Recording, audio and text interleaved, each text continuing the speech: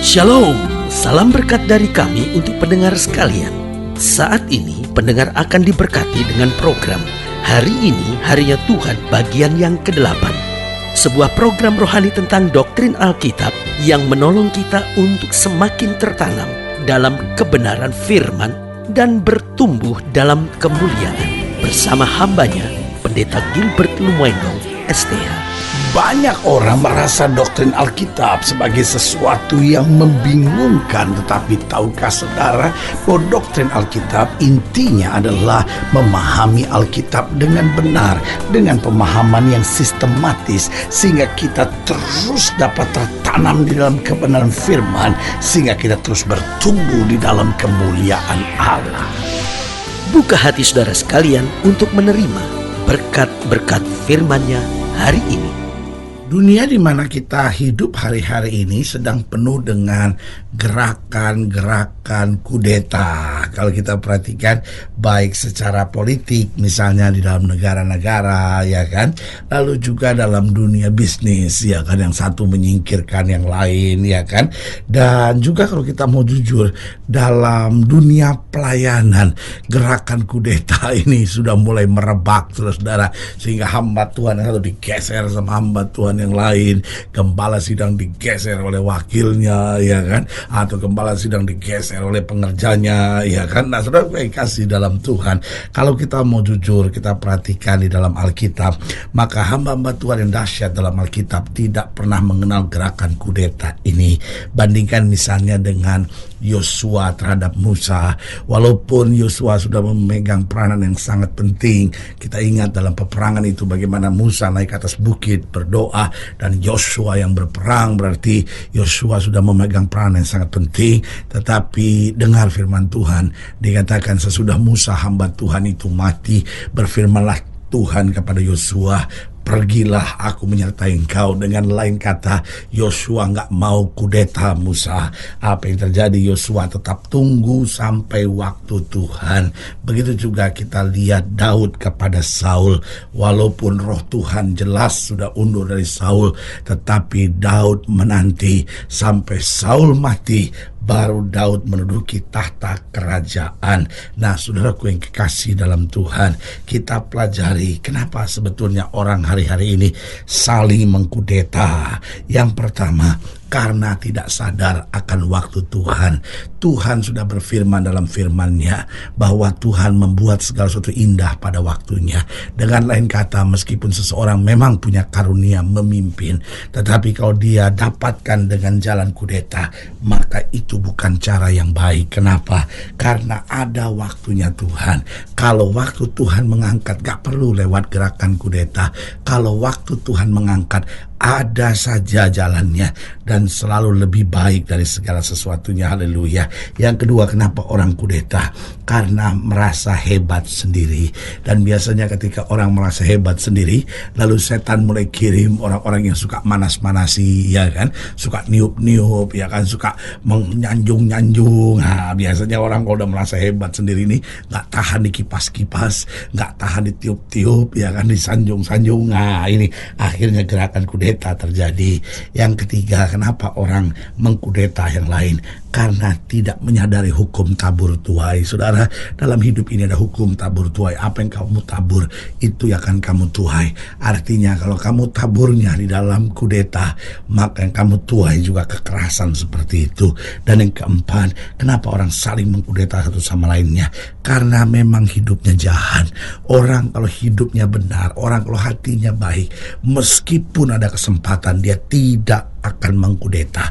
Kenapa? Karena dia lebih takut akan Tuhan daripada apapun.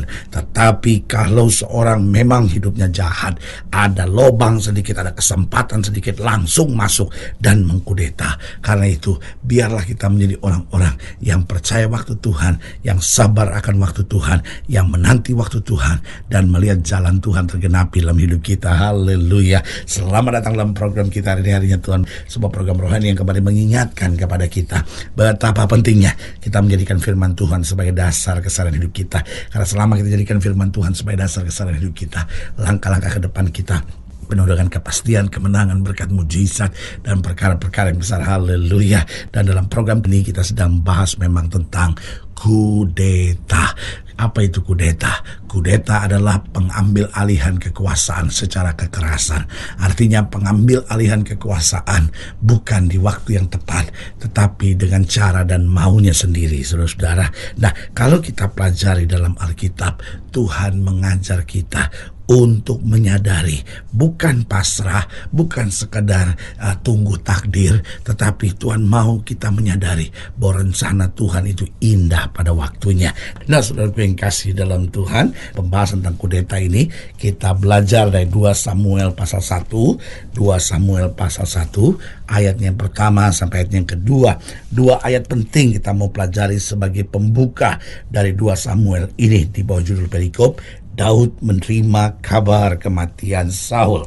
Setelah Saul mati, dan ketika Daud kembali sesudah memukul kalah orang Amalek dan tinggal 2 hari di Siklak, maka datanglah pada hari ketiga seorang dari tentara dari pihak Saul dengan pakaian terkoyak-koyak dan tanah di atas kepala. Ketika ia sampai kepada Daud, sujudlah ia ke tanah dan menyembah.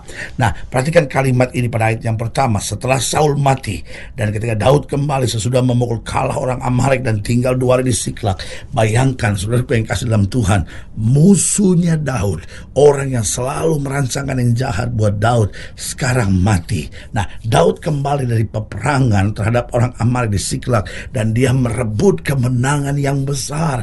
Bayangkan, hari itu sebenarnya adalah hari yang luar biasa. Nah, namun saudaraku yang kasih dalam Tuhan, tidak seperti yang kita bayangkan. Kita ini kalau ada orang-orang yang menyakiti kita, lalu tiba-tiba mati, ya kan, mungkin dalam hati kita, biarin, rasain, biar mampus tuh orang. Nah, saudaraku yang kasih dalam Tuhan, Daud ini luar biasa.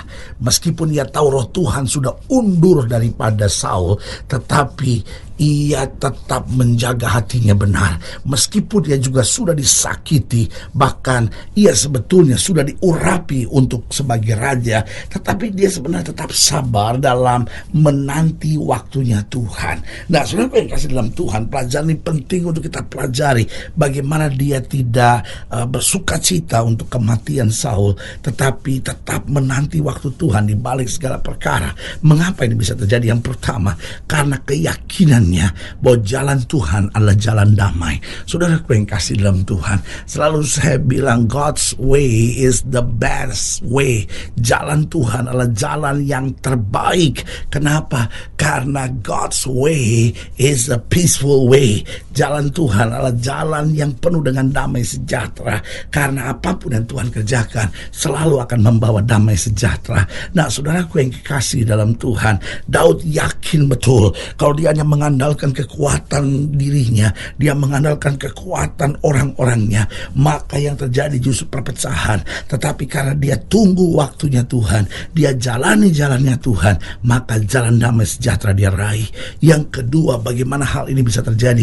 Kok orang sudah nyakitin, orang sudah ngecewain, bahkan roh Tuhan sudah undur, tetapi Daud tetap sabar karena karakternya adalah karakter yang baik.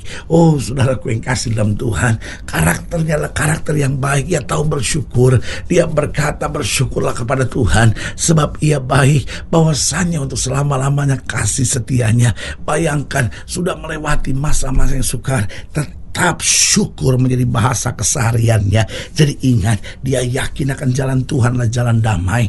Yang kedua, karena karakternya memang adalah karakter yang baik. Yang ketiga, karena motivasinya selalu hanya mau jadi berkat. Ini penting. Ada banyak orang motivasinya mau cari untung. Makanya dalam pemilihan kepala daerah, pilkada, banyak orang rela korbankan segala sesuatunya. Untuk apa? Untuk nantinya dapat keuntungan yang besar. Ini bahaya. Bangsa kita bisa terancam disintegrasi. Kalau apa? Kalau masing-masing motivasinya hanya mau jadi pemimpin, dan repotnya mau jadi pemimpin yang mengeruk duit sebanyak-banyaknya. Ini jahat, saudara-saudara. Sebagai hamba Allah, saya mau ingatkan, kenapa Daud bisa sabar? Kenapa Daud bisa tenang? Jawabannya cuma satu, karena motivasinya bahwa ia ingin selalu menjadi berkat. Bayangkan ketika dia mengalahkan Goliat, dia tidak berkata supaya seluruh bumi tahu bahwa Daud itu hebat, tapi dia berkata supaya seluruh bumi tahu bahwa Israel mempunyai Allah yang hidup. Saudaraku yang kasih dalam Tuhan, jadi yang pertama kenapa Daud bisa sabar menghadapi semuanya, karena dia yakin akan jalan Tuhan adalah jalan damai. Yang kedua, karena karakternya adalah karakter yang baik. Yang ketiga, karena motivasinya selalu mau jadi berkat. Dan yang keempat, karena ia menyerahkan segenap hidupnya pada rencana Tuhan. Tidakkah kita ingat doa Yesus di Taman Getsemani? Biar bukan kehendakku yang jadi, melainkan kehendak-Mu yang terjadi.